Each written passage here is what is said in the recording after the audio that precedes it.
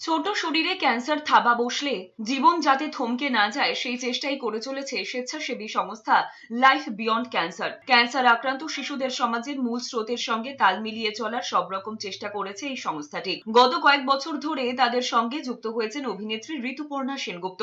এই স্বেচ্ছাসেবী সংস্থার তরফে সাংবাদিক বৈঠকে ঋতুপর্ণা সেনগুপ্ত জানিয়েছেন, আরো অনেক মানুষ যদি আর্থিক সহায়তার হাত বাড়িয়ে দেন তবে আরো অনেক শিশুদের পাশে দাঁড়াতে পারবেন তারা।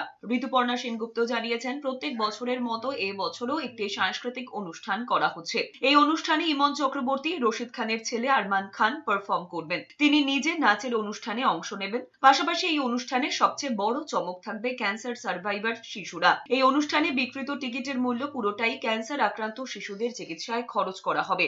আমি এটার সাথে অনেকদিন ধরেই কাজ করছি এবং এর আগের 2 বছরও উষাজি এসেছিলেন, সৌমেন্দ্র, সৌরজিৎ, তারপরে আমাদের আরমান, তারপরে কৌশিকী চক্রবর্তী। তো নিজেদের খুব সুন্দর সময় দিয়ে এটা করতে চাই, কারণ এর মধ্যে যে আনন্দ আছে, যে আনন্দ আমরা হয়তো অনেক কিছু করে পাই না, যেটা এই কাজটা করে পাওয়া যায়। তো সেইটা আমারও কথা যে আমি যদি আমার জীবনের খুব ব্যস্ততার মধ্যে এই সময়টুকু দিতে পারি বাচ্চাদের জন্য, এটা আমার কাছে খুব মূল্যবান।